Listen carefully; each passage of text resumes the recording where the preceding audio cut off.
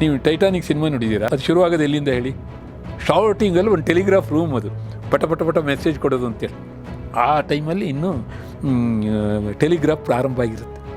Titanic ಇದ್ದಿದ್ದೇ ಅದು ಯಾವತ್ತೂ ಮುಳುಗದೇ ಇರೋ ಹಡಗು ಅಂತೇಳಿ. ದುರದೃಷ್ಟವಶಾತ್ ಅದು ತನ್ನ ಮೊದಲನೇ ಪ್ರಯಾಣದಲ್ಲೇ ಮುಳುಗೋಯ್ತು. ಟೆಸ್ಲಾನಂಥ ವಿಜ್ಞಾನಿಯನ್ನು ಮೂಲೆ ಗುಂಪು ಮಾಡಿಬಿಡ್ತು ಈ ಹೋರಾಟ. AC ವರ್ಸಸ್ DC ಅದನ್ನು ಯುದ್ಧ ಅಂತಲೇ ಕರೆದಿದ್ದಾರೆ ಅವರೇ, ವಾರ್ ಆಫ್ ಕರೆಂಟ್ ಅನ್ನು. ಗ್ರೇ ಅಂತ ಒಬ್ಬ ಎಲೆಕ್ಟ್ರಿಕ್ ಸೈಂಟಿಸ್ಟ್ ಇರ್ತಾನೆ, ಅವನನ್ನು ಎಷ್ಟು ಹಿಂಸೆ ಮಾಡ್ತಾನೆ ಅಂತಂದರೆ ಸರ್ ಐಸಾಕ್ ನ್ಯೂಟನ್ ಅವರು. ನಾನು ಹೇಳಿದ್ರೆ ಯಾರು ಇದನ್ನು ಮಾಡ್ಬೋದು, ಟೀಕೆ ಮಾಡ್ಬೋದು, ಆದರೆ ಸತ್ಯ ಅದು ಆನ್ ರೆಕಾರ್ಡ್ ಇರೋಂಥದ್ದು. ರಿಚ್ಮನ್ನು ಅವನು ಪಾಪ ಮಿಂಚು ಕರೆಂಟು ಅಂತ ಪ್ರೂವ್ ಮಾಡೋಕ್ಕೋಸ್ಕರ ಒಂದು ಮೆಟಲ್ ಕಂಬ ಹಾಕ್ಬಿಟ್ಟು ಎಲ್ಲ ಮಾಡಿ ಒಳಗಡೆ ಪ್ರಯೋಗ ಮಾಡ್ತಾ ಇರ್ತಾನೆ. ಆ ಟೈಮಲ್ಲಿ ಮಿಂಚು ಬಂದುಬಿಡುತ್ತೆ. ಆ ಮಿಂಚಿನ ಉಂಡೆ ಒಂಥರ ಅದು ಇದಾಗಿ ಬಂದಂಗೆ ಬಂದು ಹೊಡೆದಿದ್ದಕ್ಕೆ ಅವನು ಅಲ್ಲೇ ಅವನ ಹೆಂಡತಿ ಅಲ್ಲಿ ಎದುರುಗಡೆ ನಿಂತ್ಕೊಂಡು ನೋಡ್ತಿರ್ತಾಳೆ. ಪಾಪ ಸತ್ತೇ ಹೋಗ್ತಾನೆ ತಕ್ಷಣವೇ. ಬೆಂಗಳೂರಲ್ಲಿ ಸರ್ಕಸ್ ದುರಂತ ಆಯಿತು 80ಸಲ್ಲಿ. 100 ಚಿಲ್ಲರೆ ಮಕ್ಕಳು ತಿರೋಗ್ಬಿಟ್ರು. ಮೇಲ್ಗಡೆ ಹೆಟ್ಟಿ ಲೈನ್ ಹೋಗಿತ್ತು, ಅವನು ಟವರ್ ಮೇಲೆ ಹಾಕ್ಬಿಟ್ಟ. ಮಿನರ್ವಾ ಸರ್ಕಲ್ ಹತ್ರನೋ ಇದರಲ್ಲೆಲ್ಲೋ ಮೆಜೆಸ್ಟಿಕ್ ಹತ್ರ ಒಟ್ಟು ಆ ಜಾಗ ನಂಗೆ ಈಗ ನೆನಪಿ ಬರ್ತಾ ಇಲ್ಲ. ಆ ದುರಂತದ ಪೂರ್ತಿ ಇದನ್ನೆಲ್ಲ ಓದಿದ್ದೆ, ರಿಪೋರ್ಟ್ಸ್ ಎಲ್ಲ ಓದಿದ್ದೆ ನಾನು. ತೀರೋಗ್ಬಿಟ್ರು ಮಕ್ಕಳು.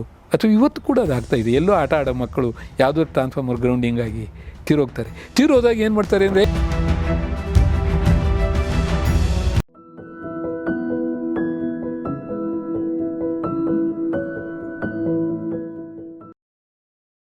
ಸೊ ಬೆಳಕು ಬಂತು, ಆಮೇಲೆ ಅದನ್ನ ಈ ರೀತಿ ಬೇರೆ ಬೇರೆ ಫಾರ್ಮೇಟ್ ಅಲ್ಲಿ ಬಳಕೆ ಮಾಡಬಹುದು ಅನ್ನೋದು ಇನ್ನೊಂದು ದೊಡ್ಡ, ಅದು ತುಂಬ ದೊಡ್ಡ ಕತೆ. ಅದು ಈ ಎಲೆಕ್ಟ್ರಿಸಿಟಿ ಬಂತಲ್ಲ, ನಾನು ಹೇಳಿದ್ನ ಲೇಡನ್ ಜಾಡಿದಾಯ್ತಲ್ಲ, ಅದ್ರ ನೆಕ್ಸ್ಟ್ ಫೇಸಲ್ಲಿ ಹೇಳ್ತಾ ಹೋಗಬೇಕು. ಅದು ತುಂಬ ಇದಿದೆ. ಮೊದಲು ಟೆಲಿಗ್ರಾಫ್ ಹೆಂಗೆ ಬಂತು, ಟೆಲಿಗ್ರಾಫು ಮಾಡಿದ್ದು ಮೋರ್ಸು ಇದನ್ನು ಮಾಡ್ತಾನೆ, ಇದನ್ನು ಮಾಡ್ತಾನೆ, ಟೆಲಿಫೋನ್ ಕಂಡು ಹಿಡಿತಾನೆ. ಇದ್ರ ನಡುವೆ ಮ್ಯಾಕ್ಸ್ವೆಲ್ಸ್ ಈಕ್ವೇಷನ್ ಬರುತ್ತೆ. ಮ್ಯಾಕ್ಸ್ವೆಲ್ಸ್ ಈಕ್ವೇಷನಿಂದ ಈ ವೈರ್ಲೆಸ್ ಅನ್ನೋದು ಶುರುವಾಗುತ್ತೆ. ನೀವು ಟೈಟಾನಿಕ್ ಸಿನಿಮಾ ನೋಡಿದ್ದೀರಾ? ಅದು ಶುರುವಾಗೋದು ಎಲ್ಲಿಂದ ಹೇಳಿ? ಶಾರ್ಟಿಂಗಲ್ಲಿ ಒಂದು ಟೆಲಿಗ್ರಾಫ್ ರೂಮ್, ಅದು ಪಟ ಪಟ ಪಟ ಮೆಸೇಜ್ ಕೊಡೋದು ಅಂತೇಳಿ. ಆ ಟೈಮಲ್ಲಿ ಇನ್ನೂ ಟೆಲಿಗ್ರಾಫ್ ಪ್ರಾರಂಭ ಆಗಿರುತ್ತೆ.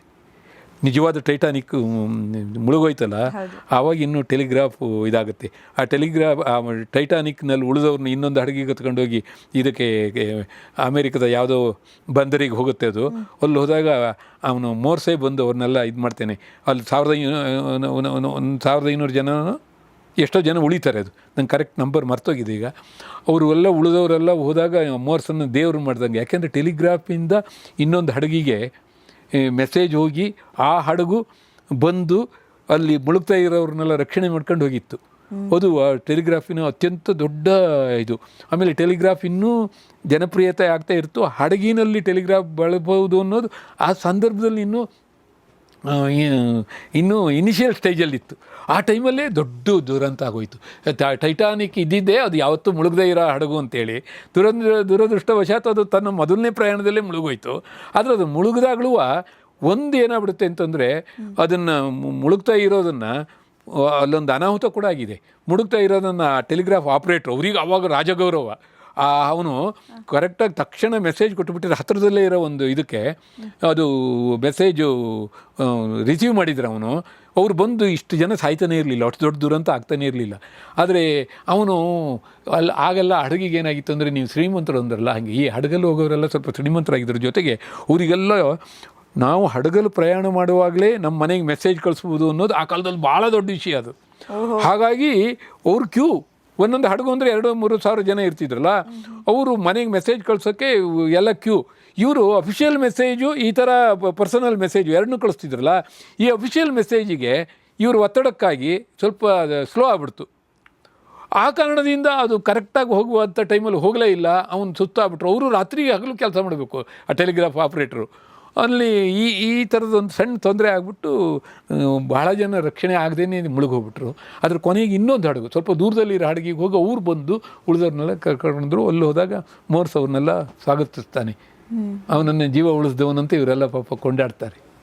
ನಿಜ ನೋಡಿ, ಒಂದು ಕಥೆ, ಕರೆಂಟಿನ ಕಥೆ ಕೇಳುವಾಗ ನಮಗೆ ಎಷ್ಟೆಲ್ಲ ಕಥೆಗಳು ನಮಗೆ ಗೊತ್ತಾಗುತ್ತೆ, ವಿಚಾರಗಳು ತಿಳಿತಾ ಹೋಗುತ್ತೆ ಅನ್ನೋದು. ಅಯ್ಯೋ, ನೀವು ಕರೆಂಟಿನ ಕಥೆಯನ್ನು ಕೇಳ್ತಾ ಹೋದರೆ ನೀವು ಅದರಲ್ಲಿ ಮನುಷ್ಯನ ಔದಾರ್ಯ ಎಷ್ಟಿದೆ ಅನ್ನೋದು ಗೊತ್ತಾಗುತ್ತೆ, ಮನುಷ್ಯನ ಕ್ರೌರ್ಯ ಎಷ್ಟಿದೆ ಅಂತೆ, ಮನುಷ್ಯ ತಾರತಮ್ಯ ಎಷ್ಟಿದೆ ಅಂತ ವಿಜ್ಞಾನಿಗಳದ್ದು ನಾನು ಹೇಳ್ತಿರೋದು.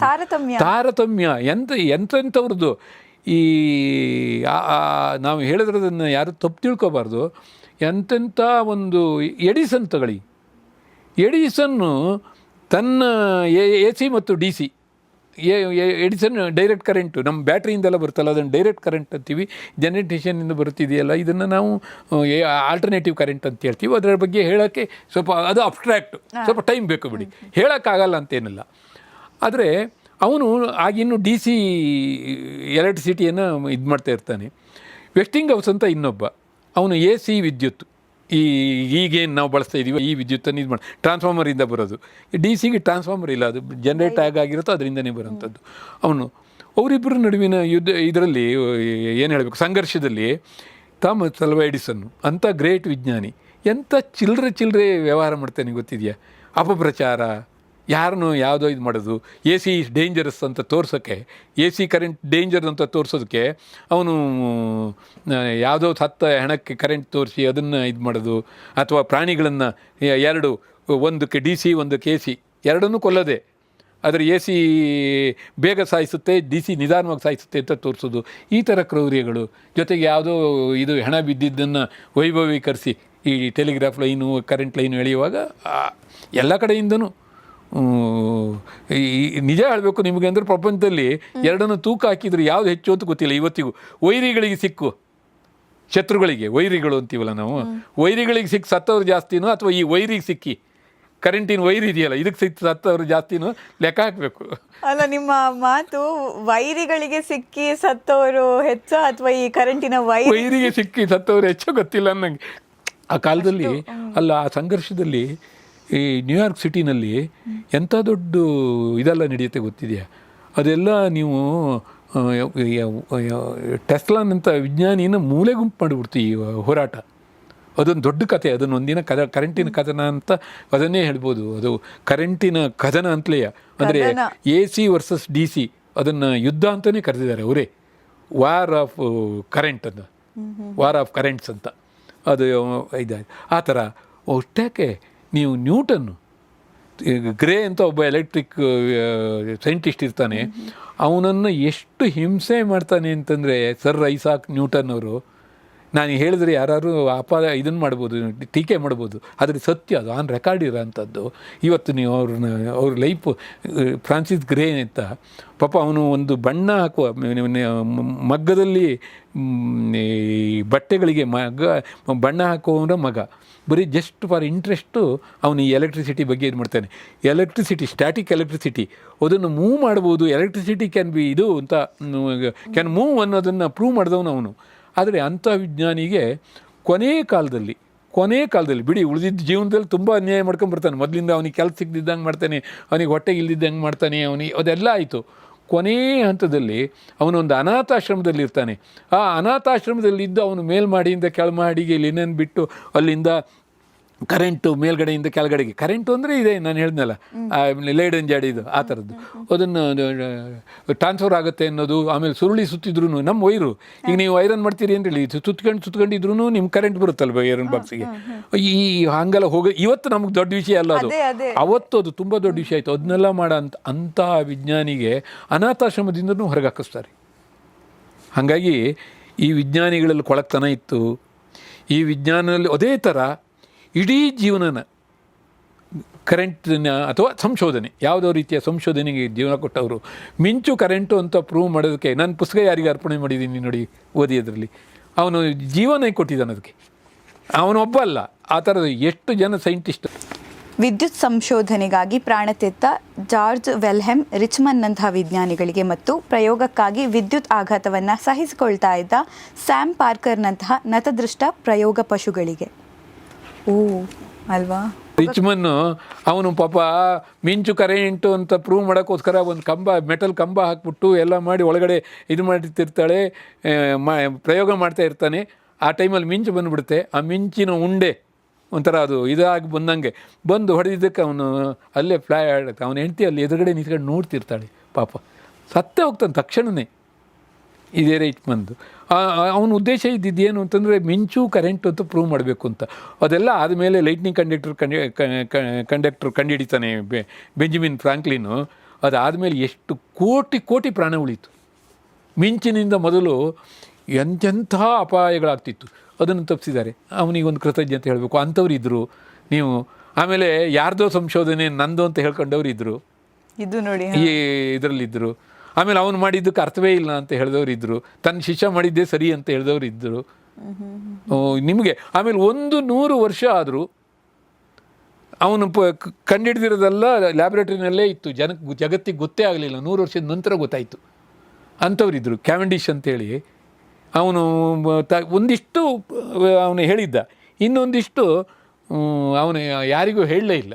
ಯಾಕೆಂದರೆ ಅವನಿಗೆ ಅಂಥ ಸಂಕೋಚ ಸ್ವಭಾವ. ಅವನು ಮನೆಗೆ ಬರೋ ಹೆಣ್ಣುಮಕ್ಕಳು ಆಳು, ಅವ್ನು ಸಿಕ್ಕಾಪಟ್ಟೆ ಶ್ರೀಮಂತ.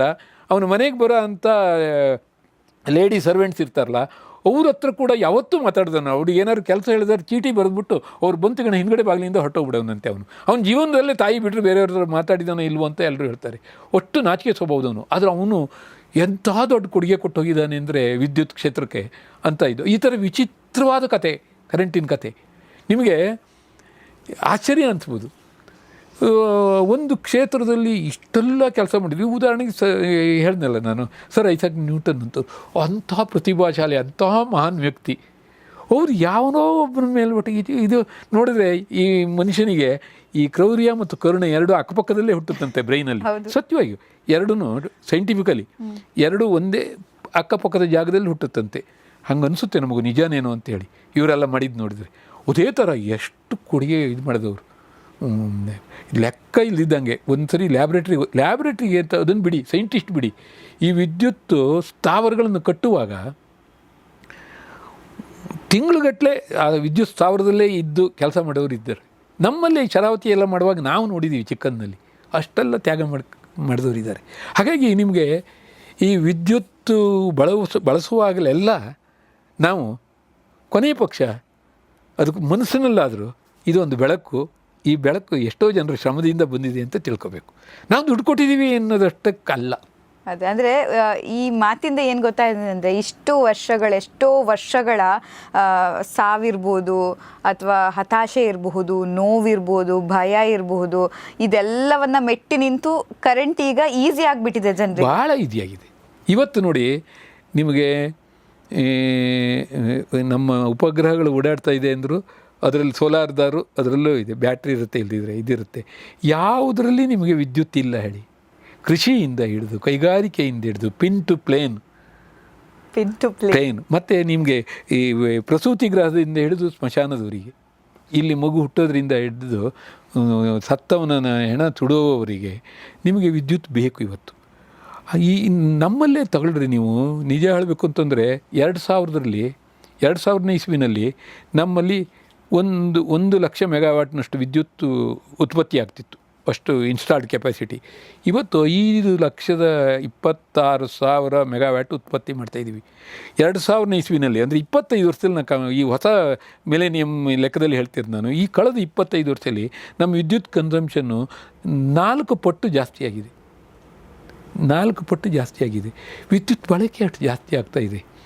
ವಿದ್ಯುತ್ತನ್ನು ನಾವು ಬಳಸುವ ರೀತಿ ಜಾಸ್ತಿ ಆಗಿದೆ. ಮೊದಲು ನಾವೆಲ್ಲ ಇದು ಮಾಡ್ತಿದ್ದಾಗ ಕೈಗಾರಿಕೆಗಳಿಗಿತ್ತು ಮೊದಲು 80s 90sಲ್ಲಿ. ಆಮೇಲೆ ಪಂಪ್ ಸೆಟ್ಗಳು ಬಂತು, ನಾವೆಲ್ಲ ಬರೀ ರೈತರಷ್ಟಕ್ಕೆ ಆಯಿತು ಅಂದ್ಕೊಂಡ್ವಿ.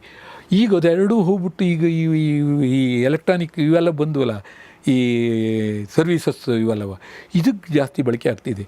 ನೀವು ಈ ಎಲೆಕ್ಟ್ರಿಸಿಟಿಯ ಬಳಕೆಯನ್ನು ನೋಡ್ತಾ ಹೋದರೆ ನೀವು ಎಲ್ಲಿಂದ ಹೊರಡ್ತದು.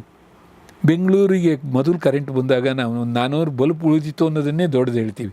ಇವತ್ತು ಬೆಂಗಳೂರಿನಲ್ಲಿ ಎಷ್ಟು ಲೈಟ್ಗಳು, ಎಷ್ಟು ಇದು ನೀವು ಲೆಕ್ಕ ಹಾಕ್ತಾ ಹೋದರೆ ಅದನ್ನು ಡೀಟೇಲು ಕೊಡ್ಬೋದು ಎಷ್ಟು ಇದಿದೆ ಅಂತೇಳಿ. ಇದನ್ನು ನೋಡಿದಾಗ ತುಂಬ ವ್ಯಾಪಕವಾಗಿದೆ ಕರೆಂಟ್. ಇಷ್ಟೇ ಅಪಾಯಗಳಿದೆ ಕಣ್ರಿ. ಅಪಾಯದ ಬಗ್ಗೆನೂ ನಾವು ಗಮನ ಕೊಡಲ್ಲ. ನಿಜ, ಅದ್ರ ಬಗ್ಗೆ ಮಹತ್ವ ಕೊಡಬೇಕು ಅಂತ ನಾನು ಹೇಳ್ತಿರೋದು. ಎಲೆಕ್ಟ್ರಿಸಿಟಿಯ ಹಿಂದಿನ ಮಹತ್ವ, ಈಗ ಒಂದು ಹಳ್ಳಿನಲ್ಲಿ ನುಗ್ಗೆಕಾಯಿ ಕೊಯ್ಯೋಕ್ಕೆ ಅಂಥೇಳಿ ಒಂದು ಮಗು, ಇತ್ತೀಚಿನ ಘಟನೆ ನಾನು ಹೇಳ್ತಿರೋದು, ಮಗುನ ಒಂದು ಹಸಿ ಕೋಲಲ್ಲಿ ಅದು ನುಗ್ಗೆಕಾಯಿ ಬಿಡ್ತಾ ಇರ್ಬೇಕಾದ್ರೆ ಅದು ಪಕ್ಕದಲ್ಲಿ ಹೋಗಿರೋ ಲೈನಿಗೆ ತಾಗಿ ಅವನಲ್ಲೇ ಸತ್ತೋದ. ಇನ್ನು ಏನಾಗ್ತಿದ್ನು ಅವನು ಪಾಪ. ಆ ಥರ ಈ ಥರದ್ದು ಅರಿವಿನ ಕೊರತೆಯಿಂದ ಆಗಿರುವಂಥ ಅಪಾಯ. ಹೌದು. ಕೆಲವು ಅಪಾಯಗಳು ತಾನಾಗಿ ಆಗುತ್ತೆ. ಇಲ್ಲಿ ಮೇಯ್ನ್ ಲೈನಲ್ಲಿ ಮಾಡ್ತಾ ಇದ್ದ ಅಲ್ಲೂ ಎಚ್ಚರಿಕೆ ತಗೋಬೇಕು, ಬೇಕಾದಷ್ಟು ಎಚ್ಚರಿಕೆ ಇದೆ. ಗ್ರೌಂಡಿಂಗ್ ಮಾಡ್ಕೋಬೇಕು, ಬೆಲ್ಟ್ ಹಾಕೋಬೇಕು, ಅದೂ ನೆಗ್ಲೆಕ್ಟ್ ಇರುತ್ತೆ, ಸ್ವಲ್ಪ ನೆಗ್ಲಿಜೆನ್ಸ್ ಇರುತ್ತೆ. ಇಲ್ಲೂ ಅಷ್ಟೇ ದಿನನಿತ್ಯದಲ್ಲಿ ಇದರಲ್ಲೂ ಎಲ್ಲೋ ಫ್ಲೆಕ್ಸ್ ಕಟ್ಟೋರು ಬೆಂಗಳೂರಲ್ಲಿ ಎಷ್ಟು ಜನ ಸಾಯ್ತಾರೆ ಗೊತ್ತಿದೆ? ಯಾರು ಎಲ್ಲರೂ, ಯಾಕಂದರೆ ಎಲ್ಲ ಪಾರ್ಟಿಯವರು ಫ್ಲೆಕ್ಸ್ ಕಟ್ಟಿಸ್ತಾರೆ ಅಥವಾ ಎಲ್ಲ ಇವರು ಕಟ್ತಾರೆ. ನಾವು ಅದೆಲ್ಲ ಮಾತಾಡೋದು ಬೇಡ, ಆದರೆ ಪ್ರಾಣ ಹೋಗೋದು ಹೌದಲ್ಲ. ಅವ್ನು ನಮ್ದು ಎತ್ತರ ಇರಬೇಕು, ನಮ್ದು ಜಾಸ್ತಿ ದೊಡ್ಡದಾಗಿರಬೇಕು ಅಂತೇಳಿ ದೊಡ್ಡ ಫ್ಲೆಕ್ಸು ಅಥವಾ ನಟರ ದೊಡ್ಡ ಎಲ್ಲ ಮಾಡ್ತೀವಿ ನಾವು, ಅದರ ಹಿಂದೆ ಪ್ರಾಣ. ಅಂದರೆ ನೋಡಿ, ನಮಗೆ ಅರಿವಿಲ್ಲದೆ ಇರೋದು ಎಷ್ಟು ಜನರ ಪ್ರಾಣ, ಮತ್ತು ಅರಿವನ್ನು ನೀಡದೇ ಇರೋದು ಕೂಡ ನಮ್ಮ ವಿದ್ಯುತ್ ಕ್ಷೇತ್ರದವರ ಕೊರತೆ ಕೂಡ ಅದು. ನಾವು ಹೆಚ್ಚು ಹೇಳಬೇಕು ಇದನ್ನು. ಈಗ ಯಾರೋ 4 ಜನ ಟೀಕೆ ಮಾಡ್ಬೋದು, ಈಗ ನಾನು ಹೇಳಿದ್ರಲ್ಲಿ ಏನೋ ತಪ್ಪಿದೆ ಅಂತ ನಾಳೆ ಯಾರೋ ನಿಮಗೆ ಒಂದು 4 ಕಾಮೆಂಟ್ ಹಾಕ್ಬೋದು. ಹೌದು, ಅವ್ರು ಹೇಳ್ಬಿಟ್ರಲ್ಲ ಅದು ಹಂಗೆ ಅದು ಹಿಂಗೆ ಅಂತೇಳಿ. ತೊಂದರೆ ಇಲ್ಲ. ಅದರಲ್ಲಿರೋ ಸತ್ಯವನ್ನು ಸ್ವೀಕರಿಸಲಿ, ಸತ್ಯವನ್ನು 4 ಜನ ತಿಳ್ಕೊಳ್ಳಿ. ಈಗ ನನಗೆ ಮಾತ್ರ ಗೊತ್ತಿದೆ ಅಂತ ಹೇಳ್ತಿಲ್ಲ ನಾನು, ಇದಷ್ಟು ಗೊತ್ತಿರಬೇಕಾದ ವಿಚಾರ ನಮಗೂ ನಾವೆಲ್ಲ ಒಂಚೂರು ಪಾರು ಓದ್ತಾ ಗೊತ್ತಾಗಿದೆ, ಹಂಚ್ಕೊಳ್ಳೋಣ ಮಾಹಿತಿನ ಅನ್ನೋದು ಬಿಟ್ಟರೆ ಬೇರೆ ಏನಿಲ್ಲ ಮೇಡಮ್. ನಿಜ. ಯಾಕೆಂದರೆ ನಾನು ಇಷ್ಟೆಲ್ಲ ಯಾಕೆ ಮನಬಿಚ್ಚಿ ಮಾತಾಡಿದೆ ಅಂತಂದರೆ, ಕರೆಂಟಿನ ಕತೆ ಬಗ್ಗೆ ಆಸಕ್ತಿ ತೋರಿಸಿದ್ರಲ್ಲ ನೀವು, ಅದಕ್ಕೊಂದು ಗಾಂಭೀರ್ಯ ಬೇಕು. ಯಾಕೆಂದರೆ ನಾವು ಪ್ರತಿಯೊಂದನ್ನು, ಟೆಲಿಫೋನ್ ಇವತ್ತು ಮೊಬೈಲ್ ಯೂಸ್ ಮಾಡ್ತಾಯಿದ್ವಿ, ಹೇಗೆ ಬಂತದು? ಮೊದಲು ವೈರ್ಡು, ಆಮೇಲೆ ವೈರ್ಲೆಸ್ಸು, ಇವತ್ತು ಮೊಬೈಲು. ನಾವು ಕಾಲೇಜಲ್ಲಿ ಇಂಜಿನಿಯರಿಂಗ್ ಕಲಿತಿರುವಾಗ ದಾವಣಗೆರೆಯಲ್ಲಿ 70ಸ್ನಲ್ಲಿ ಮೊಬೈಲ್ ಅಂತ ಬರ್ತಾ ಇದೆ, ಅದು ಕಾರಲ್ಲಿ ಹೋಗುವಾಗ ಕೂಡ ಮಾತಾಡ್ಬೋದು ಅದರಿಂದ. ಅಂದರೆ ನಾವು ನಗ್ತಿದ್ವಿ, ಇದೇ ಇಲ್ಲ ಅದು ಹೆಂಗೆ ಬರುತ್ತಪ್ಪ ಅಂತ ಅನ್ನಂಗೆ. ಆವಾಗ ಇನ್ನು ನಾವು ಕಂಪ್ಯೂಟ್ರ್ ಕಾರ್ಡು, ಇದು ಫೋಟಾನ್ ಫ್ಲೋರ್ ಅಂತ ಲ್ಯಾಂಗ್ವೇಜ್ ಇಟ್ಕೊಂಡು ಕಾರ್ಡ್ ಹಾಕಿ ಕಂಪ್ಯೂಟ್ರ್ ಹಂಗೆ ಶುರುವಾಗಿದ್ದು ಆಗ ನಾವು ನೋಡ್ತಿದ್ದಿದ್ದು. ಇವತ್ತು ನಾವು ಜೀವನದಲ್ಲಿ ನಮಗೆ ಅವೆಲ್ಲ ಕತೆ ಅನಿಸುತ್ತೆ, ನಮ್ಮ ಬದುಕೇ ನಮ್ಮ ಕತೆ. ಬಟ್ ಆ 2 ಫೇಸನ್ನು ನೀವು ನೋಡಿದ್ರಲ್ಲ, ಈಗ ಕರೆಂಟ್ ಹುಟ್ಟಿದ್ದು ನಿಮಗೆ ಗೊತ್ತಿದೆ ಕತೆ, ಈಗ ಎಲೆಕ್ಟ್ರಿಕ್ ವೆಹಿಕಲ್ ಬೇರೆ ಬಂದುಬಿಟ್ಟಿದೆ. ಎಲೆಕ್ಟ್ರಿಕ್ ವೆಹಿಕಲ್ಲು ಮತ್ತು ಭಾಳ ಮುಖ್ಯವಾದ್ದು, ಇಡೀ ದೇಶದ್ದು ನಮ್ಮದು ಎಲೆಕ್ಟ್ರಿಫೈ ಆಯ್ತಲ್ಲ, ಟ್ರೈನು, ರೈಲ್ವೆ, ಅದು ಅತ್ಯಂತ ದೊಡ್ಡದು. ಇಲ್ದಿರಿ ಇವತ್ತು ಬಿಡಿ, ನಾ ಪಾಲಿಟಿಕ್ಸನ್ನು ಮಾತಾಡೋದು ಬೇಡ, ಆದರೆ ಈಗ ಇವತ್ತಿನ ಇಂಧನ ಕೊರತೆಯ ಈ ಸಂದರ್ಭದಲ್ಲಿ ನಮಗೆ ಎಂತೆಂಥ ಇನ್ನೂ ಪ್ರಾಬ್ಲಮ್ ಆಗೋದು. ಎಲೆಕ್ಟ್ರಿಫೈ ಆಗಿರೋದಕ್ಕಾಗಿ ನಾವು ಎಷ್ಟೋ ಮಟ್ಟಿಗೆ ನಮ್ಮದು ಬರ್ಡನ್ ಕಡಿಮೆ ಆಯಿತು, ಎಷ್ಟೋ ಮಟ್ಟಿಗೆ. ಇವತ್ತು 98-99% ನಮ್ಮ ಬ್ರಾಡ್ಗೇಜ್ ಎಲ್ಲದೂ 100% ಅಂತ ಹೇಳ್ತಾರೆ, ಎಲ್ಲೋ ಕೊರತೆ ಇರ್ಬೋದು. ಎಲೆಕ್ಟ್ರಿಫೈ ಆಗಿದೆ, ಎಲೆಕ್ಟ್ರಿಕ್ ವೆಹಿಕಲ್ ಬರ್ತಾ ಇದೆ. ನಿಮಗೆ ಎಷ್ಟೆಲ್ಲ, ನೀವು ಮೊದಲು ಕಲ್ಲಿದ್ದಲೇ ಉರಿಸಿ ಹೋಗ್ತಿತ್ತಲ್ಲ ಟ್ರೈನು, ನಾವು ಚಿಕ್ಕಕ್ಕಿರುವಾಗ. ನಿಮ್ಮ ಎಂಥರ ಇದು ಮಾಡಿದರೆ ಇಳಿದ ತಕ್ಷಣ ನೀವು ಅಲ್ಲಿ ಮೇಕಪ್ ರೂಮಿಗೆ ಹೋಗಿ ನಿಮ್ಮ ನೆಂಟರ ಮನೆಗೆ ಹೋಗ್ಬೇಕಾಗಿತ್ತು, ಮುಖ ಎಲ್ಲ ಕಪ್ಪಾಗ್ತಿತ್ತು ಕಿಡಿಯಲ್ಲಿ ಹಿಂಗೆ ಏನಾದ್ರು ನೋಡ್ತಾ ಇದ್ದಿದ್ರೆ. ಅಲ್ಲ, ನಿಜವಾಗಿಯೂ ಒಂಥರ ಅದರ ಧೂಳು ಬಂದಂಗೆ ಆಗ್ತಿತ್ತು, ಹೊಗೆ ಎಲ್ಲ ಇತ್ತು. ಈಗ ನೋಡಿ, ಕ್ಲೀನ್ ಎನರ್ಜಿ ಅಂತ ಎಲೆಕ್ಟ್ರಿಸಿಟಿ ಆದ್ದರಿಂದ ಬೇರೆ ಇದಲ್ಲ, ಎಲೆಕ್ಟ್ರಿಸಿಟಿಗೂ ದುಡ್ಡು ಖರ್ಚಾಗುತ್ತೆ ಎಲ್ಲ ಹೌದು, ಆದರೆ ನಾವು ನಮ್ಮಲ್ಲೇ ತಯಾರಿಸ್ಕೋಬೋದು ಒಂದು. ಎರಡನೇದು ಕ್ಲೀನ್ ಎನರ್ಜಿ. ಹಂಗಂದ್ರೆ ಕ್ಲೀನ್ ಬೇರೆ ಇದಿಲ್ವಾ ಅಂತ. ಪರಿಸರ ಹಾಳಾಗಲ್ವ? ಪರಿಸರ ಹಾಳಾಗೋದು ಸತ್ಯ, ಪರಿಸರ ಉಳಿಸೋದು ಸತ್ಯ, 2 ಸತ್ಯಗಳು. ನಾವು ಒಂದು ಸತ್ಯ ಒಂದು ಸುಳ್ಳಾದರೆ ಸತ್ಯವನ್ನು ಆಯ್ಸ್ಕೋಬೋದು, ಸುಳ್ಳು ಬಿಡ್ಬೋದು, ಆದರೆ 2 ಒಟ್ಟಿಗೆ ಟ್ರಾವೆಲ್ ಮಾಡ್ತಾ ಇದ್ದಾವೆ ಇದರಲ್ಲಿ. ಕರೆಂಟಿನ ವಿಚಾರದಲ್ಲಿ ನೋಡಿ, ಇವತ್ತು ನಾವು ಎಷ್ಟು ನಮ್ಮದು 280 ಕೋಟಿ ಕೈಗಳಿಗೆ ಕೆಲಸ ಕೊಡಬೇಕು, 140 ಕೋಟಿ ಬಾಯಿಗಳಿಗೆ ಅನ್ನ ಕೊಡಬೇಕು ಅಂತಂದರೆ ವಿದ್ಯುತ್ತಿನಂಥ ಇನ್ಫ್ರಾಸ್ಟ್ರಕ್ಚರ್ ತುಂಬ ಮುಖ್ಯ. ಹೌದು, ತುಂಬ ಮುಖ್ಯ. ಅದಕ್ಕೆ ನಾವು ಅನಿಸುತ್ತೆ ನಮಗೆ, ಹೌದು ಅಲ್ಲೆಲ್ಲೋ ಡ್ಯಾಮ್ ಮಾಡ್ತಾರೆ, ಇಲ್ಲೆಲ್ಲೋ ಇದು ಮಾಡ್ತಾರೆ, ಎಷ್ಟು ಮುಳುಗಿಸ್ತಾರಪ್ಪ ಅಂತ ನಾವೇ ಬೈಕೋತೀವಿ. ಆದರೆ ನಾವು ಕರೆಂಟ್ ಖರ್ಚು ಮಾಡೋದೇನು ಕಡಿಮೆ ಮಾಡಲ್ಲ. ನಾವು ಕರೆಂಟ್ ಖರ್ಚು ಮಾಡೋದು ಒಂದೇ ಒಂದು ಇದರಲ್ಲಿ ಸ್ಟುಡಿಯೋದಲ್ಲಿ 2 ಲೈಟ್ ಕಡಿಮೆ ಆದರೆ ಆಗುತ್ತಿತ್ತೇನೋ ಟ್ರೈ ಮಾಡಲ್ಲ ನಾವು. ಯಾಕಂದರೆ ಅವನು ಡಿಸೈನ್ ಮಾಡಿದವನು ಎಷ್ಟು ಕೊಟ್ಟಿದ್ದಾನೋ ಒಟ್ಟು ಉರಿಸ್ತೀವಿ. ಸರಿ, ಅದು ಸರಿ ತಪ್ಪು ಪ್ರಶ್ನೆ ಅಲ್ಲ ನಾನು ಹೇಳ್ತಿರೋದು. ಆದರೆ ಸಾಧ್ಯತೆ ಇರೋದನ್ನು ಕೂಡ ನಾವು ಮಾಡುವ ಪ್ರಯತ್ನವನ್ನು ಕಡಿಮೆ ಮಾಡ್ತೀವಿ. ಎಲ್ಲೋ ಒಂದು ಕಡೆ ಮನೆಯಲ್ಲಿ ಮಕ್ಕಳಿಗೆ ನಾವು ರೂಮಿಂದ ಹೊರಗಡೆ ಬರ್ಬೇಕಾದ್ರೆ ಸ್ವಿಚ್ ಆಫ್ ಮಾಡೋ ಅನ್ನೋದನ್ನು ಭಾಳ ಮನೆಯಲ್ಲಿ ಹೇಳ್ಕೊಡಲ್ಲ ಅಂತ. ಹೌದು, ಅಂದರೆ ನೀವು ಆವಾಗ ಹೇಳಿದ್ರಲ್ಲ ಮಾತಾಡುವಾಗ, ಸ್ವಿಚ್ ಆನ್ ಮಾಡುವಾಗ ಇರುವಂಥ ಎಕ್ಸೈಟ್ಮೆಂಟ್ ಎಷ್ಟಿರುತ್ತೋ ಅದನ್ನು ಆಫ್ ಮಾಡುವಾಗ ಇರೋದೇ ಇಲ್ಲ, ನೆನಪೇ ಇರೋದಿಲ್ಲ. ಹಾಗಾಗಿ ಎಲೆಕ್ಟ್ರಿಸಿಟಿ ಒಂದು ಮುಖ್ಯವಾದ ಜೀವನದ ಮಹತ್ವವಾದ ವಿಷಯ ತಿಳ್ಕೋಬೇಕು ಅದ್ರ ಬಗ್ಗೆ. ಬಟ್ 1 ಯೂನಿಟ್ ರೆಡಿ ಆಗಬೇಕು ಅಂದರೆ ಅದು ಎಷ್ಟು ಪ್ರಾಸೆಸ್ ಇರುತ್ತೆ, ಎಷ್ಟು ಕಷ್ಟ ಇರುತ್ತೆ, ಎಷ್ಟು ಖರ್ಚಾಗುತ್ತೆ? ಅಲ್ಲ ನೋಡಿ, ನಿಮಗೆ ಎಲೆಕ್ಟ್ರಿಸಿಟಿ ಒಂದು ಸೋಲಾರು, ಆದರೆ ಬೇಕಾದಷ್ಟಿದೆ. ಸೋಲಾರು, ವಿಂಡು, ಬಯೋಮಾಸು, ಅಥವಾ ಈ ಡ್ಯಾಮ್ ಕಟ್ಟಿ ನೀರಿನಿಂದ ಹೈಡ್ರೋ ಅಥವಾ ಕಲ್ಲಿದ್ದಲು ಅಥವಾ ಪೆಟ್ರೋಲು ಡೀಸಲ್ಲು ಅಥವಾ ಗ್ಯಾಸು ಈ ಥರ ಏನು ಇಂಧನಗಳಿದನ್ನು ಅದನ್ನು ಉರಿಸಿ ನಮಗೆ ಬರಬೇಕು. ನಾವು ಕೆಲವುದರಲ್ಲಿ ಮಾಡಿದ್ರೆ ಸುಲಭ ಆಗುತ್ತೆ. ಈಗ ಸೋಲಾರು ನಮಗೆ ಈಗ ನಮ್ಮ ದೇಶಕ್ಕೆ ವರದಾನ ಅನ್ನೋ ಹಂಗೆ ಸಿಕ್ಕಿರೋದು ನಮಗೆ ಸೋಲಾರು. ಯಾಕೆಂದರೆ ನಮ್ಮದು ಇವತ್ತು 5,26,000 ಅಥವಾ 30,000 ಮೆಗಾವಾಟಷ್ಟು ವಿದ್ಯುತ್ ಇನ್ಸ್ಟಾಲ್ಡ್ ಕೆಪಾಸಿಟಿ ಇದೆ ಅಂತಂದರೆ, ಅಷ್ಟು ಮಿಷಿನರಿ ನಮ್ಮ ಹತ್ರ ಇದೆ ಅಂತಂದರೆ ಅದರಲ್ಲಿ ಸರಿಸುಮಾರು ಅರ್ಧದಷ್ಟು ನಮಗೆ ಸೋಲಾರು ಮತ್ತು ವಿಂಡಿಂದ ಬರ್ತಾಯಿದೆ. ಅದು ನಮ್ಮ ನಾವು ಪ್ರಪಂಚದಲ್ಲಿ 3ನೇ ಸ್ಥಾನದಲ್ಲಿದ್ದೀವಿ. ಅದು ಗ್ರೀನ್ ಎನರ್ಜಿ ಅಂತಾರೆ ಇವಕ್ಕೆಲ್ಲವ. ಅದು ಮತ್ತು ಈ ಹೈಡ್ರೋ ಇದು 3 ಸೇರಿದ್ರೆ ಇದು ಅಂತಾರೆ. ಅದರಲ್ಲಿ ನಾವು ಹೆಚ್ಚು ಕಡಿಮೆ 225 ಅಂದರೆ 2.25 ಲಕ್ಷ ಮೆಗಾವಾಟ್ನಷ್ಟು ಇವೆರಡರಿಂದ ಬರುತ್ತೆ ನಮಗೆ. 1.5 ಲಕ್ಷದಷ್ಟು ಇವತ್ತು ಸೋಲಾರು ವಿದ್ಯುತ್ ಲಕ್ಷ ಮೆಗಾವಾಟ್ನಷ್ಟು ಸೋಲಾರಿಂದ ಬರುತ್ತೆ. 55 ಸಾವಿರದಷ್ಟು ವಿಂಡಿಂದ ಬರ್ತಾಯಿದೆ. ಇದು ನಮಗೆ ತುಂಬ ಅನುಕೂಲ ಆಗಿರೋ ಅಂಥದ್ದು. ಇನ್ನು ಹೈಡ್ರೋದೊಂದು 40,000 ಮೆಗಾವಾಟಷ್ಟು ಬರುತ್ತೆ. ಆದರೆ ಖರ್ಚು ಲೆಕ್ಕದಲ್ಲಿ ಪ್ರತಿಯೊಂದು ಯೂನಿಟ್ಟಿಗೂ ನೀವು ಹೇಳಿದ್ರಲ್ಲ, ಒಂದೊಂದು ಯೂನಿಟು ಒಂದೊಂದು ಥರ. ಸೋಲಾರಿಂದ ಬರೋದು ಇವತ್ತು ಸುಮಾರು 2.5 ರೂಪಾಯಿಯಷ್ಟು ಕಡಿಮೆಗೆ ಬಂದಿದೆ. ನಾವು ಇದ್ದಾಗ ಒಂದು 12 ರೂಪಾಯಿ 13 ರೂಪಾಯಿ ಇತ್ತು. ನಾನು ಸರ್ವಿಸಲ್ಲಿದ್ದು ಅಲ್ಲಿಂದ ಇಲ್ಲಿಗೆ ಇಳಿದಿದೆ ಅದು. ಯಾಕೆಂದರೆ ಅದು ಸೋಲಾರ್ ಸೆಲ್ಗಳ ಕಾಸ್ಟ್ ಕಡಿಮೆ ಆಯಿತು, ಅದು ಟೆಕ್ನಾಲಜಿ ತುಂಬ ಸುಲಭ ಆಯಿತು, ಬರ್ತಾ ಇದೆ ಅಂಥೇಳಿ. ಅದೇ ಕೋಲ್ದು ಭಾಳ ಕಲ್ಲಿದ್ದಲಿಂದನೂ ತೊಗೊಂಡ್ಬಿಟ್ರೆ ನೀವು ಕಲ್ಲಿದ್ದಲು ಗಣಿಗಾರಿಕೆಯಿಂದ ಅಲ್ಲಿ ಅರಣ್ಯನಾಶವನ್ನು ಲೆಕ್ಕ ಹಾಕಿ ಅದರ ಟ್ರಾನ್ಸ್ಪೋರ್ಟೇಷನ್ನು ಅದು ಇಲ್ಲೆಲ್ಲೋ ಬರೋದು, ಅದು ಉರಿಯೋದು, ಅದರಿಂದ ಆಗುವ ಇದು ವಾತಾವರಣ ಮಾಲಿನ್ಯ ಅದನ್ನೆಲ್ಲ ತೊಗೊಂಡ್ರೆ ಅದು. ಆದರೆ ನಮ್ಮ 50% ಇದು ಈಗ 50%ಇಂದ ಕಡಿಮೆ ಆಗಿದೆ. ಯಾಕೆಂದ್ರೆ ಸೋಲಾರೆಲ್ಲ ಜಾಸ್ತಿ ಆಗಿದ್ದರಿಂದ ಒಂದು 35-40% ಇವತ್ತಿಗೆ ಕೂಡ ನಮ್ಮದು ಇದರದ್ದೇ ಇದೆ. ಯಾವುದೋ ಕೋಲು, ಅದರದ್ದು ಕಾಸ್ಟ್ ಬೇರೆ, ಪ್ರತಿಯೊಂದ್ರದ್ದು ಕಾಸ್ಟ್ ಬೇರೆ.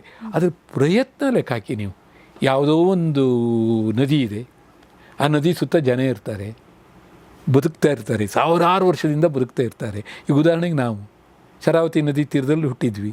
ಎಷ್ಟು ವರ್ಷದಿಂದ ಅಲ್ಲಿದ್ವೋ ನಮಗಂತೂ ಗೊತ್ತಿಲ್ಲ. ನಮ್ಮ ತಾತ ಮುತ್ತಾದ್ರಿಂದ ಲಿಂಗನಮಕ್ಕಿ ಡ್ಯಾಮ್ ಆಯಿತು, ನಾವೆಲ್ಲ ಮನೆ ಬಿಡಬೇಕಾಯ್ತು, ಇಡೀ ಕಾಡು ಹಳ್ಳಿ ಎಲ್ಲ ಮುಳುಗೋದ್ವು.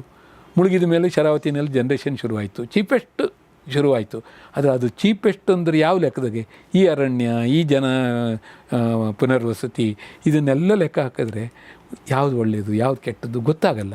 ಆದರೆ ಆ ಕಾರಣದಿಂದಲೇ ನಮ್ಮಂಥವರಿಗೆ, ಯಾಕೆಂದರೆ ನಮ್ಮ ಜೀವನನೇ ಒಂದ್ಸರಿ ಕಳ್ಕೊಂಡ್ವಿ ನಾವು ಈ ವಿದ್ಯುತ್ತಿನ ಕಾರಣಕ್ಕಾಗಿ. ಯಾಕೆ ವಿದ್ಯುತ್ತಿನ ಕಾರಣಕ್ಕಾಗಿ ಅಂದರೆ ಬಿಡಲೇಬೇಕಾಯ್ತು ಅವತ್ತು ನೆಲನ ನಂಬಿದ್ರು. ಅದನ್ನು ಬೇರೆ ಉದ್ಯೋಗ ಗೊತ್ತಿರಲಿಲ್ಲ. ಈಗ ನಮ್ಮ ಅಪ್ಪ ಅಮ್ಮಮ್ಮ ನಮ್ಮ ಅವರಿಗೆಲ್ಲವ ಬೇರೆ ಉದ್ಯೋಗ ಇರಲಿಲ್ಲ, ಗೊತ್ತಿರಲಿಲ್ಲ. ಅಲ್ಲೆಲ್ಲೋ ಒಂದು ತೋಟ ಮಾಡ್ಕೊಂಡು ಒಂದು ಗದ್ದೆ ಮಾಡ್ಕೊಂಡು ಬದುಕ್ತಿದ್ರು. ಅವ್ರನ್ನೆಲ್ಲ ಇದು ಮಾಡ್ತೀವಿ. ಇದನ್ನೆಲ್ಲ ಲೆಕ್ಕ ಹಾಕಿದಾಗ ನಿಮ್ಗೆ 1 ಯೂನಿಟ್ಟಿಗೆ ಅಂತ ವಿದ್ಯುತ್ತು ಅಂತ ಹೇಳಿದಾಗ ಅದ್ರ ಹಿಂದೆ ಭಾಳ ಕಣ್ಣೀರು ಕಥೆ ಇರುತ್ತೆ. ನಾವು ಒಂದು 10 ರೂಪಾಯಿ ಬಿಸಾಕ್ಬಿಡ್ತೀನಿ, ಅದು ಪೂರ್ತಿ ನಾನು ತಗೋತೀನಿ, ಅಥವಾ 5 ರೂಪಾಯಿ ಬಿಸಾಕ್ಬಿಡ್ತೀನಿ, ನಾನು ಅದನ್ನು ತಗೊಂಡಿದ್ದೀನಿ, ಇದನ್ನು ಕೊಡೋನು ನನಗೆ ಕೊಡಬೇಕು, ಅವನ ಕರ್ತವ್ಯ ಅದು. ಆಮೇಲೆ ಅದನ್ನು ಜನ್ರೇಟ್ ಮಾಡೋರು ಮಾಡಬೇಕು ಸರ್ಕಾರ. ಇನ್ನೇನು ಮಾಡುತ್ತೆ ಸರ್ಕಾರ? ಅದೆಲ್ಲ ಬೇರೆ ಮೇಡಮ್. ಅದ್ರ ಹಿಂದೆ ಇರುವುದು 1 ಯೂನಿಟ್ಟಿನ ಹಿಂದೆ ಒಂದಿಷ್ಟು ಕಣ್ಣೀರಿದೆ, ಒಂದಿಷ್ಟು ಬೆವರಿದೆ, ಒಂದಿಷ್ಟು ಏನು ಹೇಳಬೇಕು ಸಾಧ್ಯಂತವಾದ ಆಸಕ್ತಿ ಮತ್ತು ಶ್ರದ್ಧೆ ಇದೆ. ಅದೆಲ್ಲ ಆಗಿ ನಮ್ಮ ಮನೆಗೆ 1 ಯೂನಿಟ್ ವಿದ್ಯುತ್ ಬರುತ್ತೆ. 1 ಯೂನಿಟ್ಟು ಅಂತಂತಂದರೆ ನಾವು ಮನೆಯಲ್ಲಿ 10 ಲೈಟ್ ಹಾಕಿದ್ವಿ ಅಂತಂದರೆ 40 ವ್ಯಾಟ್ ಅಂತ ಲೆಕ್ಕ ಹಾಕಿದ್ರೆ, ನಮ್ಮ ಬಲ್ಬ್ ಇದ್ದ ಕಾಲದಲ್ಲಿ ಹೇಳಿದ್ರೆ 400 ವ್ಯಾಟು. ನಾವು ಒಂದು ಸ್ವಲ್ಪ ಹೊತ್ತು ಬೇರೆ ಫ್ಯಾನು ಇದು ಟಿ ವಿ ಎಲ್ಲ ಹಾಕ್ಕೊಂಡ್ವಿ ಅಂತಂದರೆ ಅದಷ್ಟು ಸೇರಿ 1 ಗಂಟೆ ಉರಿದ್ರೆ 1 ಯೂನಿಟ್ ಖರ್ಚಾಗಿ ಹೋಗ್ಬಿಡುತ್ತೆ ನಿಮಗೆ. ಅದನ್ನು ಜನ್ರೇಟ್ ಮಾಡುವಾಗ ಇಷ್ಟೆಲ್ಲ ಕಥೆಗಳ ಮೂಲಕ ಬಂದಿದೆ ಅದು. ಎಷ್ಟು ಜನ ಲೈನ್ಮ್ಯಾನ್ಗಳು ಪ್ರಾಣ ಕೊಟ್ಟಿರ್ತಾರೆ, ಎಷ್ಟು ಜನ ಅಲ್ಲಿ ಪವರ್ ಸ್ಟೇಷನಲ್ಲಿ ಇದು ಮಾಡಿರ್ತಾರೆ, ಎಷ್ಟು ಜನ. ನಾನು ಅದಕ್ಕೋಸ್ಕರ ಹೇಳಿದ್ದು, ನೀವು ಹೆಣ್ಮಗಳಾಗಿ ಕೇಳಿರೋದ್ರಿಂದಲೇ ನಾನು ಶರಾವತಿಲಿ ಶಿಫ್ಟಿಗೆ ಹೋಗೋ ಹೆಣ್ಮಗಳ ವಿಚಾರ ತಗೊಂಡಿದ್ದು. ನಾವು ಇವತ್ತು ಲೈನ್ಮ್ಯಾನ್ಗಳು ಕೂಡ ಲೈನ್ ವುಮನ್ಗಳು ಇದ್ದಾರೆ, ಪವರ್ ಮ್ಯಾನ್ ಅಂತ ಏನು ಹೇಳ್ತಾರೆ, ಹೆಣ್ಮಕ್ಳಿದ್ದಾರೆ. ಎಷ್ಟು ಜನ ಪ್ರಾಣ ಕೊಡ್ತಾರೆ, ಅದೆಲ್ಲದೂ ಇದೆ ಮೇಡಮ್ ಅದು. ಹಾಗಾಗಿ ವಿದ್ಯುತ್ತು ಎಷ್ಟು ಬೆಳಕಿನ ಕಥೆ ಇದೆಯೋ ಅಷ್ಟೇ ಅದರ ಹಿಂದೆ ಕತ್ತಲೆಯ ಕಥೆಯೂ ಇದೆ. ಅದನ್ನು ಕಂಡುಹಿಡಿಯುವಾಗ ಕೂಡ ತಯಾರಿಸುವಾಗ ಕೂಡ ಬಳಕೆ ಮಾಡುವಾಗ ಕೂಡ ಬಳಕೆ ಮಾಡೋರು ಕೂಡ ಎಷ್ಟು. ಬೆಂಗಳೂರಲ್ಲಿ ಸರ್ಕಸ್ ದುರಂತ ಆಯಿತು 80ಸಲ್ಲಿ. 100 ಚಿಲ್ಲರೆ ಮಕ್ಕಳು ತಿರೋಗ್ಬಿಟ್ರು. ಮೇಲ್ಗಡೆ ಹೆಟ್ಟಿ ಲೈನ್ ಹೋಗಿತ್ತು, ಅವನು ಟವರ್ ಮೇಲೆ ಹಾಕ್ಬಿಟ್ಟ, ಮಿನರ್ವಾ ಸರ್ಕಲ್ ಹತ್ರನೋ ಇದರಲ್ಲೆಲ್ಲೋ ಮೆಜೆಸ್ಟಿಕ್ ಹತ್ರ ಒಟ್ಟು ಆ ಜಾಗ ನಂಗೆ ಈಗ ನೆನಪಿಗೆ ಬರ್ತಾ ಇಲ್ಲ. ಅದರಂಥದ್ದು ಪೂರ್ತಿ ಇದನ್ನೆಲ್ಲ ಓದಿದ್ದೆ, ರಿಪೋರ್ಟ್ಸ್ ಎಲ್ಲ ಓದಿದ್ದೆ ನಾನು. ತೀರೋಗ್ಬಿಟ್ರು ಮಕ್ಕಳು. ಅಥವಾ ಇವತ್ತು ಕೂಡ ಅದು ಆಗ್ತಾಯಿದೆ. ಎಲ್ಲೋ ಆಟ ಆಡೋ ಮಕ್ಕಳು ಯಾವುದೋ ಟ್ರಾನ್ಸ್ಫಾರ್ಮರ್ ಗ್ರೌಂಡಿಂಗ್ ಆಗಿ ತೀರೋಗ್ತಾರೆ. ತೀರೋದಾಗ ಏನು ಮಾಡ್ತಾರೆ ಅಂದರೆ, ಟ್ರಾನ್ಸ್ಫಾರ್ಮರ್ ಗ್ರೌಂಡಿಂಗ್ ಆಯಿತು, ಅವನು ತಪ್ಪು, ಅದಷ್ಟು ಬೇರೆ. ಅವ್ನು ತಪ್ಪು ಮಾಡಿದ್ರೆ ಅವನಿಗೆ ಶಿಕ್ಷೆ ಆಗಬೇಕು, ಅದಷ್ಟು ಸರಿ. ಅದ್ರ ಹೋದ ಪ್ರಾಣ ಅಂತೂ ಬರಲ್ವೇ ಅಲ್ವಾ? ನಮ್ಗೆ ಅರಿವಿಲ್ಲ ಅನ್ನುವಂಥ ಕಾರಣಕ್ಕೆ, ನಮ್ಗೆ ಅರಿವಿಲ್ಲ ಅನ್ನೋ ಕಾರಣಕ್ಕಾಗಿ. ಇನ್ನೂ ಅರಿವು ಎಲ್ಲಿ ತನಕ ಇಲ್ಲ ನಮಗೆ ಅಂದರೆ, ಎಲೆಕ್ಟ್ರಿಸಿಟಿ ಬರ್ನ್ ಆಯಿತು ಅಂತ ಇಟ್ಕೊಳ್ಳಿ. ಈ ಬರ್ನ್ ಆಗಿಬಿಟ್ರೆ ಎಲೆಕ್ಟ್ರಿಸಿಟಿಯಿಂದ ಆಗುವ ಬರ್ನ್ಗೂ ಬೇರೆ ಬೆಂಕಿಯಿಂದ ಆಗುವ ಸುಡೋದಕ್ಕೂ ಎರಡಕ್ಕೂ ವ್ಯತ್ಯಾಸ ಇದೆ. ನಂಗೆ ಆ ಮೆಡಿಕಲ್ ರಿಪೋರ್ಟ್ ಗೊತ್ತೇ ಇರಲಿಲ್ಲ. ಅದನ್ನೆಲ್ಲೋ ಓದ್ತಾ ನೋಡಿದೆ ನಾನು. ಎರಡು ಸುಟ್ಟು ಗಾಯಕ್ಕೆ ಒಂದೇ ಟ್ರೀಟ್ಮೆಂಟ್ ಅಂದರೆ ಹೈ ಲೆವೆಲಲ್ಲಿ. ಈಗ ಅದೇ ಟ್ರೀಟ್ಮೆಂಟ್ ಕೊಡ್ತಾರೆ, ಅದ್ರ ಸಾಕಾಗುತ್ತೆ ನಾರ್ಮಲಿ. ಡೀಪ್ ಬರ್ನ್ ಆದಾಗ ಇದು ಮಾಡಿದಾಗ ಅದೆರಡರ ನಡುವೆ ಕೂಡ ಟ್ರೀಟ್ಮೆಂಟಲ್ಲಿ ಕೂಡ ವ್ಯತ್ಯಾಸ ಇದೆಯಂತೆ. ನಮ್ಗೆ ಎಲ್ಲಿ ಗೊತ್ತಿದೆ ಅವೆಲ್ಲವ? ಯಾರಿಗೆ ಹೇಳ್ತಾ ಇದ್ದೀವಿ ನಾವು? ಮಿಂಚು ಬಂದಾಗ ಎಷ್ಟು ಜನ ಸಾಯ್ತಾರೆ ಹಳ್ಳಿ ಇದರಲ್ಲಿ. ಮರದ ಹತ್ರ ಹೋಗಿ ನಿಂತ್ಕೊಂಡ್ಬಿಡ್ತಾರೆ, ಮಳೆ ಬರುತ್ತೆ ಅಂತೇಳಿ. ನಿಂತ್ಕೋಬಾರ್ದು ಅನ್ನೋದನ್ನು ನಾವು ಮತ್ತೆ ಹಾಕ್ತಿರ್ತಾರೆ ಪಾಪ.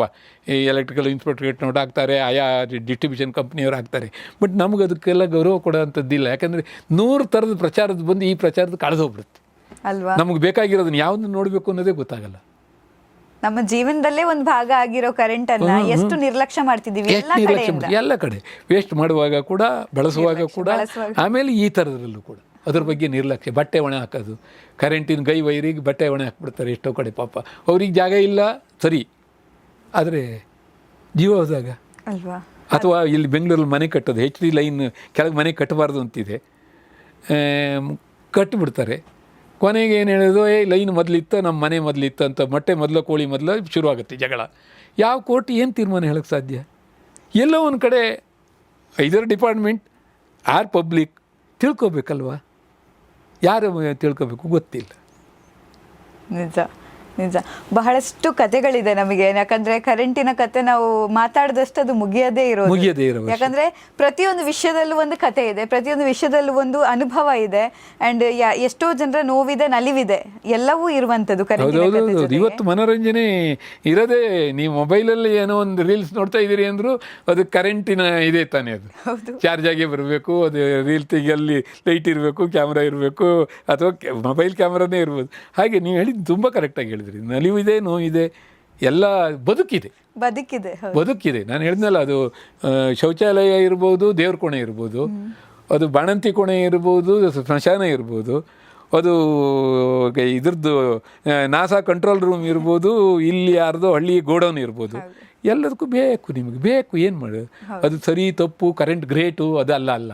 ಬೇಕಾಗಿರುವಂಥ ಒಂದು ವಸ್ತು, ಅದನ್ನು ಬಳಸುವಾಗ ಒಂದಿಷ್ಟು ಅದ್ರ ಬಗ್ಗೆ ಗಮನ ಕೊಡೋಣ, ಗೌರವ ಕೊಡೋಣ, ಮತ್ತು ಅದ್ರ ಬಗ್ಗೆ ಅರಿವನ್ನು ತಿಳ್ಕೊಳ್ಳೋಣ ಅನ್ನೋದಷ್ಟೇ. ಎಸ್. ಈಗ ಕರೆಂಟ್ ಹೌದು ಇನ್ನೂ ಸ್ವಲ್ಪ ಆಪ್ತ ಆಗಿದೆ ಜನರಿಗೆ ಇವತ್ತಿನ ಮಾತುಗಳಿಂದ, ನಮ್ಮ ಈ ಒಂದು ಮಾತುಕತೆಯಿಂದ. ಆದರೆ ನೀವು ಜನರಿಗೆ ಏನು ಹೇಳ್ತೀರಾ ಈ ಕರೆಂಟ್ ಬಳಕೆ ಬಗ್ಗೆ? ಒಂದು ಕೊನೆಯದಾಗಿ ಒಂದು ಮಾತು ಹೇಳೋದಂದರೆ, ಅಂದರೆ ಬಳಕೆ ಅದು ಹೇಗಾಗಿದೆ ಅಂದರೆ, ಅದು ಸಿಂಪಲ್. ಅದೇ ಹೇಳಿದಾಗ ಕರೆಂಟ್ ಹೋದ ತಕ್ಷಣ ಬೈಯೋದು ಒಂದೇ ಗೊತ್ತಿರೋದು. ಅದು ಬೇರೆ ಅದಕ್ಕೆ ಹಿಂದೆ ಯೋಚನೆ ಮಾಡೋದು, ಗ್ರ್ಯಾಟಿಟ್ಯೂಡು ಅದೆಲ್ಲ ಯೋಚನೆ ಮಾಡೋದಿಲ್ಲ. ಕರೆಂಟ್ ಹೋಯ್ತಾ, ಅದು ಯಾಕೆ ಹೋಯ್ತು ಅನ್ನೋ ಯೋಚನೆನೂ ಮಾಡೋದಿಲ್ಲ. ಕರೆಂಟ್ ಹೋಯ್ತು ಅಂತ ಬೈಯೋದು ಮಾತ್ರ ಮನಸ್ಥಿತಿ ಜಾಸ್ತಿ ಇರುವಂಥದ್ದು. ಸೊ ಇಂಥ ಮನಸ್ಸುಗಳಿಗೆ, ಜೊತೆಗೆ ಅದರ ಬಳಕೆ ಬಗ್ಗೆ ಇಲ್ಲ, ಇನ್ನೊಂದು ಹೇಳ್ತೀನಿ ನಾನು. ಹಂಗೆ ಬೈದ ತಕ್ಷಣ ಅದು ಭಾಳ ದೊಡ್ಡ ತಪ್ಪು ಅಂತಲೂ ಅಲ್ಲ. ಪಾಪ ಅವರೆಲ್ಲೋ ನೋಡಿ ಆಫೀಸಲ್ಲಿ ಯಾರೋ ನೆಗ್ಲೆಕ್ಟ್ ಮಾಡಿರೋದು ನೋಡಿರ್ತಾರೋ, ಇನ್ನೇನೋ ಆಗಿರುತ್ತೆ, ಬೈತಾರೆ. ಅದೆಲ್ಲ ಆಕ್ರೋಶಗಳು. ಅದು ಬದುಕಿನಲ್ಲಿ ಎಲ್ಲ ವಿಚಾರಗಳಲ್ಲೂ ಇದ್ದೇ ಇರುತ್ತೆ. ಈಗ ಮನೆಯಲ್ಲಿ ಅಣ್ಣ ತಮ್ಮ, ಅಕ್ಕ ತಂಗಿ ಜಗಳ ಆಡ್ದಂಗೆ ಅಂತ ತಗೋಬೋದು, ದೊಡ್ಡ ವಿಚಾರ ಅಲ್ಲ.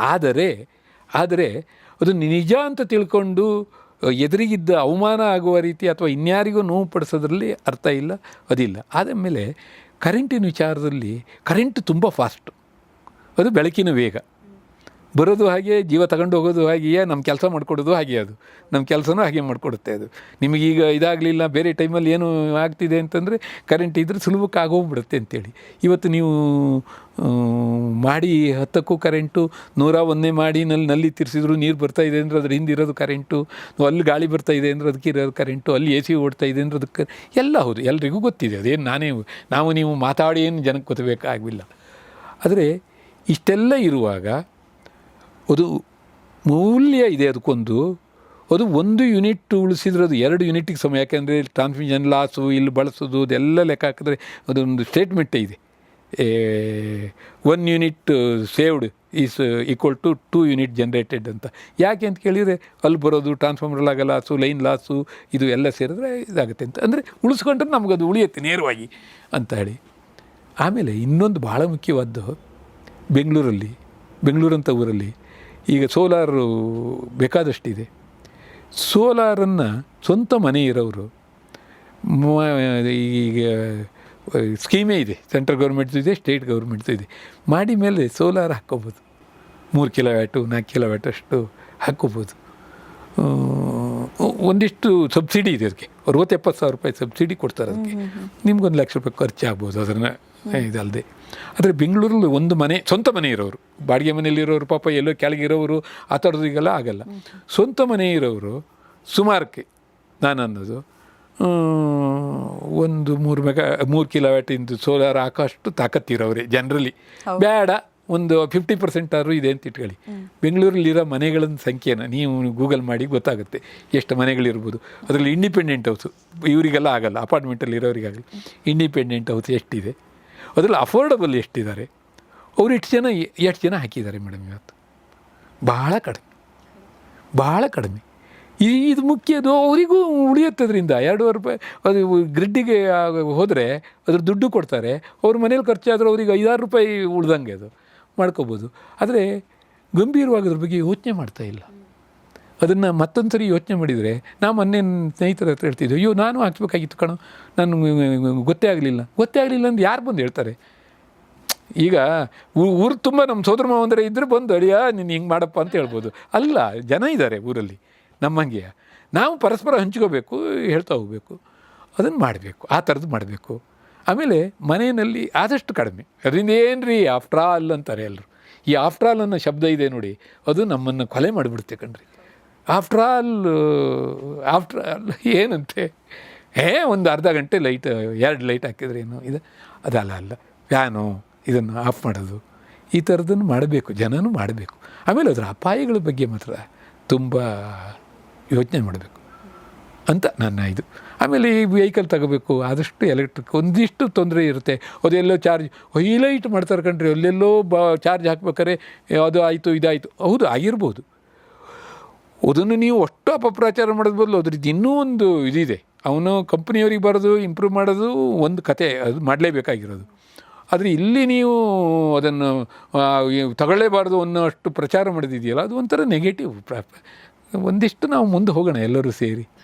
ತಪ್ಪುಗಳು ಇರುತ್ತೆ, ತಪ್ಪುಗಳಾಗತ್ತೆ, ಆಕಸ್ಮಿಕಗಳಾಗುತ್ತೆ. ಅದಷ್ಟನ್ನು ಮರೆಯೋದಕ್ಕೆ ಬೇಕಾಗಿರುವಂಥ ಅರಿವನ್ನು ಕಲಿತುಕೊಳ್ತಾ ನಾವು ಒಂದೊಂದು ಹೆಜ್ಜೆ ಮುಂದೆ ಹೋಗೋಣ ಅನ್ನೋದಷ್ಟೇ ನಾನು ಜನಕ್ಕೆ ಹೇಳೋದು. ಯಾಕೆಂದರೆ ನಾನು ಹೇಗೆ ಬದುಕ್ತೀನೋ ಅವರು ಹಾಗೆ ಬದುಕ್ತಾ ಇದ್ದಾರೆ, ಅವರಿಗೂ ನನ್ನ ಹಾಗೆ ಇದಿದೆ.